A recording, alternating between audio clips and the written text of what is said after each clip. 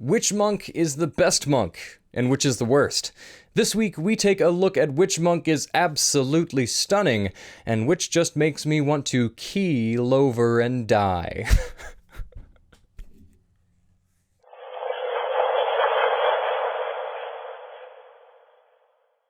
Hello players and GMs, I am Reese, and welcome to another video by Jetpack7. Before we get started today, I want to let you know that we are so close to 1,000 subscribers on our channel, which means our giveaway is in its very final stretch. If you don't know what I'm talking about, follow the link in the description to the giveaway video and subscribe to our channel. We're also now on the 3rd edition of the Arsenal, and the document is continuing to grow with each week. If you're interested in some free content from a few of our writers here at Jetpack7, please check that out. I'll put the link to that in the description as well. And of course, remember to like, comment, and hit the notification bell. The growth of this channel literally could not happen without you all, so your little contributions really help us out more than you know. This week, it is the monk's turn to receive the archetypal rankings. I've been thoroughly enjoying doing this series as it has actually given me considerably more knowledge about each archetype and its strength and its weaknesses, not to mention I have the comment section telling me whenever I'm wrong about something to inform me even further. A few of you have also mentioned how much you enjoy this series, which just warms my little nerd heart, so thank you all very, very much for your kind words. Anyway, while I was looking through the monk archetypes, I realized that the monk is one of those classes that has the large majority of its power placed in the base class, which means the archetypes themselves aren't massively potent. This actually made it pretty difficult to rank them appropriately, as most of them feel relatively underwhelming on their own, but I did my best and have come to a ranking I think is pretty accurate. A few people had mentioned looking forward to the monk video, so I felt a little bit of pressure to be as fair and accurate as possible, so here we go. Starting off in 7th place, I've chosen the archetype that I feel like is simultaneously everyone's favorite and least favorite archetype, the Way of the Four Elements. With the popularity of Avatar: The Last Airbender, it should come as no surprise that everybody wants this archetype to work, but sadly, from my perspective, it just doesn't. This archetype is also one that is constructed very differently from the rest of the archetypes, so let me do the best I can to explain this. Essentially, this archetype was designed to allow the monk to use their key points to harness the power of air, earth, fire, and water. You get different elemental disciplines as you level up, starting off with 2. The first one you learn allows you to do simple magic effects like light up a torch or warm up food. Most of the other elemental disciplines are locked behind level requirements, but the ones you can choose initially are probably my favorite ones in the archetype. Fangs of the Fire Snake essentially makes your unarmed strikes deal fire damage and gain a 10-foot range, and then you can spend additional key points to make your attacks deal more damage.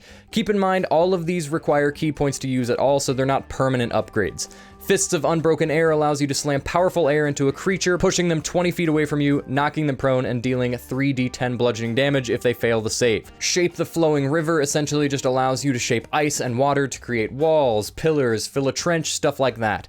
Water Whip allows you to deal 3d10 bludgeoning damage to a creature within 30 feet and either knock it prone or pull it towards you. So yeah, I really like all those initial effects, but the rest of the disciplines are just spells you can cast, which are not only pretty limited, but pretty underwhelming and costly as well. Once you reach 11th level, you can cast Fireball for 4 key points. At 17th level, you can cast Wall of Fire for 5 key points and Cone of Cold for 6. It just feels kind of bad because, as is often the case with classes like this, it tends to spread your stats pretty thin. Wisdom is an important stat for monks, but monks also need to get up in the action to really be able to dish out the damage, and building heavily into wisdom tends to limit your constitution. In just a few moments, I'll get into another example of why this archetype is underwhelming, but I think for now I've made my case clear enough that it's kind of just a bad mix of spellcasting and monkish combat. In 6th place, we have a monk I've honestly only seen played in a single session, and it was by the DM, the Way of the Long Death. This archetype has a couple cool features, but they don't come until much later in the game, which definitely detracts from its strength, as you'll be spending the majority of your games between levels 5 and 10. To start, you gain Touch of Death, which allows you to gain temp HP equal to your Wisdom modifier plus your monk level when you reduce a creature within 5 feet of you to 0 HP. You may honestly get more value out of this one than you'd expect. The player with the most attacks per turn tends to get the most killing blows, so monks tend to fill out that niche pretty easily. But even then, it isn't happening super duper often. At 6th level, you gain Hour of Reaping. Essentially, you can use your action to force each creature within 30 feet of you to make a wisdom save or be frightened of you until the end of your next turn. The biggest problem I see with this feature is that it says each creature within 30 feet, meaning this affects your allies too. Imagine diving into a fight, using this action, and just giving your allies disadvantage on their attacks for a turn. Enemies too, maybe, but still, this would be a pretty hard ability to find a good time to use. Now we get into the good parts at 11th level with a feature called Mastery of Death. Essentially, whenever you take damage that would reduce you to 0 HP, you can spend a key point to instead be at 1 HP, no action required. This feature is actually crazy, especially considering you have 11 key points at 11th level, so really, if you do get to this point in the game, I'd put the Way of the Long Death much higher on the list, but unfortunately 11th level just isn't a super common level to reach in most campaigns, at least not until the very end. And at 7th level, you gain Touch of the Long Death, which allows you to touch a creature and expend up to 10 key points, dealing 2d10 necrotic damage for each key point spent. If they succeed on the save, they take half, but still, that's a hell of a lot of damage. 20d10 really hurts, and you can use this as many times as you have key points, so you can spread it out among several creatures too. So yeah, overall this archetype isn't terrible by any means, especially at the later stages of the game, but it just offers so little in the first half that I feel it belongs near the bottom of the list. Next on the list at 5th place we have the SunSoul Monk, or as I like to call it, the Way of the Four Elements, but only fire and also just better monk. Still working on the title. But it's true, the SunSoul Monk gets features very reminiscent of features that the Fire Path gets in the Four Elements, except they're all just better. To start off, you gain a new attack option that gives all of your attacks on your attack action a range of 30 feet and makes them deal radiant damage instead of bludgeoning. If you want to use this attack as a bonus action, you have to spend a key point to do that. This is pretty similar to the Fangs of the Fire Snake, except the range is longer and you always have it. Fangs of the Fire Snake does last for an entire turn, and you can spend additional key points for more damage, so this isn't the best example of the better feature, but fortunately for me, shortly after that, you get Searing Arc Strike at 6th level, which is simply just a better version of the Four Elements discipline, Sweeping Cinder Strike. With Searing Arc Strike, immediately after you take the attack action, you can spend 2 key points to cast Burning Hands as a bonus action, with the ability to increase the level of the cast by 1 for each additional key point you spend beyond 2. The Four Elements feature just allows you to cast Burning Hands as normal with the same ability to increase its level with more key points. So basically it's just the same feature, except one of them is a bonus action. It gets even better at 11th level when you get Searing Sunburst. You can shoot out an orb with a range of 150 feet, dealing 2d6 radiant damage in a 20-foot radius sphere. At base, it costs no key points, but the damage increases by 2d6 for each key point you spend, up to a maximum of 3 key points, putting the damage at 8d6. Sound familiar? This is just Fireball, but with radiant damage instead, and it only costs 3 key points. The Way of the Four Elements Fireball, at the very same level, costs 4 key points, and it does a way more common damage type, so creatures are a lot more likely to be resistant to it. And finally, at 7th level, you get a unique ability called Sun Shield, which causes you to shed a bunch of light and gives you the ability to use your reaction when hit by a creature to deal radiant damage equal to 5, plus your wisdom modifier to that creature. So yeah, this is the biggest reason I couldn't put Four Elements anywhere but last place. The SunSoul gets a few of its features but just improves them, so it gets pretty hard to justify putting it any higher. But I think the SunSoul Monk slots in right above the Way of the Long Death. In 4th place, I've got the Edgelord's favorite monk, the Shadow Monk. I really like the Shadow Monk. This is where, in my opinion, all the monk archetypes start to get really, really good. At 3rd level, the Shadow Monk gains the ability to spend 2 key points to cast Darkness, Dark Vision, Pass Without Trace, or Silence, and they gain the Minor Illusion cantrip. I have a player playing a Shadow Monk in my current campaign, and he's actually gotten a lot of use out of all these spells, particularly Dark Vision and Pass Without Trace. Dark Vision is great because it lasts 8 hours, then you can short rest to get all your key points back, and then you still have 7 hours left of Dark Vision. At 6th level, they get the feature that really sets this archetype apart from the rest, Shadow Step. While you're in dim light or darkness, you can use a bonus action to teleport up to 60 feet to a space that is also in dim light or darkness. After you use this, your next attack also has advantage. Many people don't know this, but by the book, you're actually in dim light or darkness a lot. Pretty much any time you're not outside in the middle of the day or standing within 20 feet of a torch, you're in dim light. Basically, you can get a ton of value out of this feature, and it adds some ridiculous mobility to an already ridiculously mobile class. At 11th level, you can use an action to become invisible while you're within dim light or darkness. The invisibility breaks when you attack, cast a spell, or move into an area of bright light. Again, nothing to complain about there, just more benefits to being the guy creeping in the shadows as always. At 17th level, you gain Opportunist. Whenever a creature within 5 feet of you is hit by a creature other than yourself, you can use your reaction to make an attack against that creature. Not really sure how this feature slots into the shadow aspect, but I'm okay with it. It just allows you to slap a creature again after one of your allies has already hit it. The Shadow Monk isn't a super complex archetype, and much like the Champion Fighter, I feel like that's a good thing. It embraces its imagery very well in some very powerful ways. In third place, I had to put the most monkish monks of all the monks, the Way of the Open Hand. The Open Hand Monk is just what comes to mind when you think of a monk, and for good reason. This is a great archetype and matches that classical monk imagery well and with some pretty potent features. It hits hard early on with the open hand technique at 3rd level. Whenever you hit a creature with one of your attacks from Flurry of Blows, you can choose one of 3 effects on the target. It must succeed on a dex save or be knocked prone, it must make a strength save or be pushed 15 feet away, or it just can't take reactions until the end of your next turn. The last one doesn't require a save, it's just automatic. Those are some fun abilities, 2 of which would allow you to disengage without actually taking the disengage action, which is nice. At 6th level, you get Wholeness of Body, which allows you to use your action to regain HP equal to 3 times your monk level. This one is pretty nice. Nothing too crazy, really, but the ability to heal yourself is always helpful, especially when you tend to be up in the front line taking hits. At 11th level, you get a feature called Tranquility. Essentially, at the end of a long rest, you can just permanently have Sanctuary cast on you until you do something to break the effect as dictated in the spell.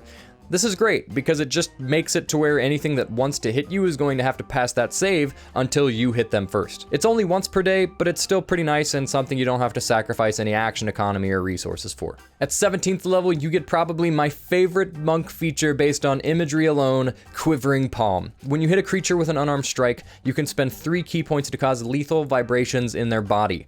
These vibrations last a number of days equal to your monk level and are totally harmless until you use your action to end them. When you do, that creature must succeed on a Constitution saving throw or be reduced to 0 HP immediately.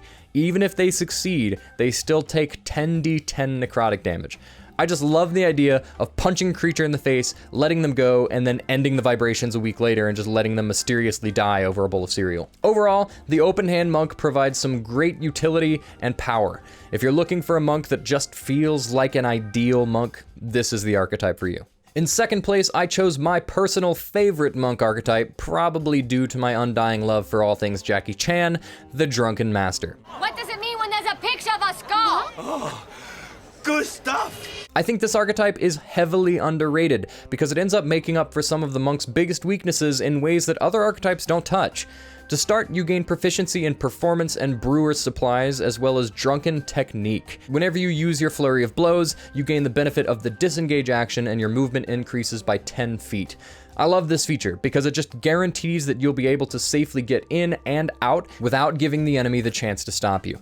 At 6th level, you get Tipsy Sway, which actually gives you 2 benefits. You get half of the athlete feat, in that you can stand up from prone using only 5 feet of movement, and you can also use a key point as a reaction when a creature misses an attack on you to redirect that attack to another creature within 5 feet of you. Beyond the obvious fact that this is 2 features packed into one, this is really fun. Being knocked prone as a monk tends to feel terrible, because being forced to use half your movement speed to get up doesn't discriminate between 30-foot movement speed and 100. This just guarantees that it'll be 5 every single time. And you get to take advantage of your tendency to be hard to hit by redirecting a potentially deadly attack to another enemy, or an ally you hate, though I wouldn't recommend the latter. At 11th level, you receive Drunkard's Luck, which allows you to spend 2 key points to negate disadvantage on an ability check, attack roll, or saving throw. Again, just further making up for weaknesses here by negating the possibility of disadvantage. And by 11th level, you've got plenty of key to throw around, so spending 2 to negate disadvantage on something isn't too bad at all. And lastly, you get Intoxicating Frenzy at 17th level. This one allows you to make up to 5 Flurry of Blows attacks, provided each Flurry of Blows attack targets a different creature. You thought Stunning Strike was strong before, imagine using it on 5 creatures in a single round, not to mention having your attack action as well. I don't know how often you'll find yourself surrounded by 5 creatures, but either way, this just allows you to use this feature whenever you use Flurry of Blows, so there's not a downside really at all. I personally think this archetype just barely edges out Open Hand for second place, but they're honestly so close for me that they might as well be sharing this spot. However, I feel that neither of them are able to beat what I believe is simply the most potent archetype of them all, the Kensei Monk. The Kensei Monk is a monk that allows you to do that one thing that monks tend not to do: use weapons. Now, monks do normally have access to weapons, but there just isn't a huge difference between using a weapon and using their fists, barring the occasional magic item they can use. The Kensei, however, opens up those options while also making weapons even better than their unarmed strikes. To start off, you can choose 2 weapons to be monk weapons, one melee and one ranged. They can be simple or martial as long as they lack the heavy or special properties. In other words, one of them can be the longbow, which you should choose. The only thing scarier than a monk running super fast and punching you in the face even faster is a monk who can run 60 feet a turn and shoot you with a longbow from 150 feet away, and God forbid they take the sharpshooter feat to make it 600. Also at 3rd level, if you make an unarmed strike as part of your attack action and are holding a Kensei weapon, you gain a +2 bonus to your AC until the start of your next turn. This doesn't cost key points or anything. So if you run up and slap someone in the face, as long as you're still wielding your weapon, you have +2 AC. You can realistically and easily do this every single turn. Also at 3rd level, you can use a bonus action to add 1d4 damage to all ranged attacks you make that turn, and you gain proficiency in Calligrapher's Tools. All at 3rd level. I'd bet you're starting to see why I put this archetype in first. At 6th level, your attacks with Kensei weapons are magical for the purpose of overcoming magical resistance. In addition to that, whenever you hit a target with a Kensei weapon, you can spend 1 key point to deal extra damage to that target equal to your martial arts die. That is basically just a critical strike once your martial arts die catches up to the weapon die. At 11th level, you get Sharpening the Blade, which allows you to spend up to 3 key points to turn a normal weapon into a +1, +2, or +3 weapon, depending on how many points you spend for 1 minute. Again, this is crazy. You can basically just flip the bird to your DM and say, I don't need your magic weapons, and get a +3 weapon for a minute by yourself. And to top things off in a really great way, at 17th level, once per turn, if you miss an attack with a Kensei weapon, you can just re-roll it for free.